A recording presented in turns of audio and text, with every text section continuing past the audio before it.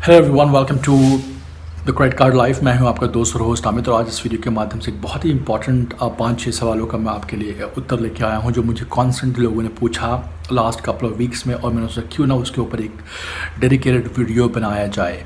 तो आज का जो ये क्वेश्चनर है उसका लोगो वही रहेगा कि भाई सवाल आपके और जवाब हमारे। तो हमने 6 ऐसे सवाल को चयन किया है जहाँ लोगों ने हमें काफ़ी बार पूछा है, और मैं पर्सनली उन चीज़ों को रिप्लाई करने की कोशिश करूँगा, और उम्मीद है ये आपको पसंद आएगा। तो सबसे पहली बात हम करते हैं, जो हमें पहला सवाल है वो है यूट्यूब यूज़र, इनका आईडी है, और ये लिखते हैं कि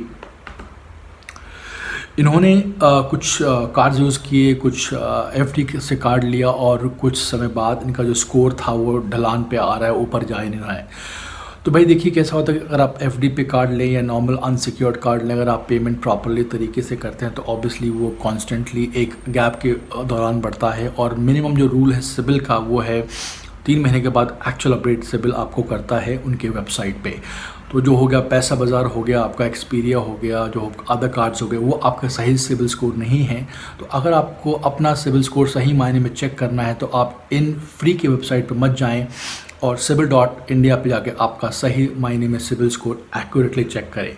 याद रखिए, हर एक बंदे का सिबिल स्कोर और पेमेंट अपडेट हिस्ट्री, चाहे क्रेडिट कार्ड का हो चाहे एफडी का कार्ड का हो, होता है 30 से 45 दिन का भुगतान करने के बाद, और ऑलमोस्ट 3 महीने में एक नया सिबिल स्कोर जनरेट होता है। तो ये रहे कुछ आपके सवाल, क्यों आपका कार्ड अभी फ़िलहाल स्कोर नीचे दिखा रहा है, वो शायद सही नहीं हो।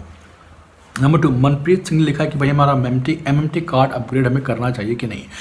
तो Manpreet, I think it's a very good card. अगर आप ट्रैवल में काफ़ी ट्रांजैक्शन करते हैं, प्लस रिवॉर्ड्स भी इनके अच्छे हैं। जो भी रिवॉर्ड्स आपको आएंगे एमएमटी क्रेडिट कार्ड में, वो आपका सीधा एमएमटी वॉलेट में आएंगे, और हर उसकी वैल्यू होगी ₹1। तो ये एग्जैक्टली आप एक पैसे के हिसाब से यूज़ कर सकते हैं, ticket, flight booking, hotel booking, और ये बहुत यूज़फुल हो जाता है अगर आप ट्रैवलिंग, होटल या ट्रैवल रिलेटेड एक्सपेंडिचर करते हैं। प्लस ये वन टाइम एक्सपेंडिचर रहेगा आपका कार्ड का joining fees, and along with that आपको ये ब्लैक एमएमटी का 1 साल का मेंबरशिप जिसकी कीमत है ऑलमोस्ट 8 से 9 हज़ार रुपये। तो मेरे हिसाब से बहुत ही वैल्यू फॉर मनी कार्ड है, प्लीज़ ले लें, and I am sure you will enjoy that. Swapnil More, okay. Swapnil, first of all, a big congratulations on your Zomato edition card, और आपकी लिमिट भी काफ़ी कुछ अच्छी मिली है। सो इस्तेमाल कीजिए और हमें बताइए आपका एक्सपीरियंस कैसा रहा, क्या ड्रॉबैक्स हैं, क्या हाइलाइट्स हैं, ताकि हम सब आपका इन्फॉर्मेशन सबके साथ शेयर कर सके जो इस कार्ड को लेने की इच्छा रखते हैं। उनमें से मैं भी एक हूँ। अगला सवाल है शरद मौर्य, उन्होंने लिखा है क्या हमें कोटक लीग से कोटक मोजो में अपग्रेड करना चाहिए। तो शायद बिल्कुल कीजिए। जो कोटक मोजो कार्ड है वो आप कह सकते हैं कि HDFC मिलेनिया का एक कज़न ब्रदर है। रिवॉर्ड्स पॉइंट पूरे सेम हैं, खाली उनका जो 25 वाला थ्रेश होल्ड है रिवॉर्ड पॉइंट का, वही थोड़ा सा अलग है कोटक का कंपेयर टू मिलेनिया। बाकी फीचर्स बेनिफिट्स ऑलमोस्ट सेम है। तो ये एक बहुत अच्छा कार्ड है compare to any other card, और प्लस कार्ड थोड़ा पॉश भी दिखता है, थोड़ा सा ग्लॉसी है, तो obviously you can go for that.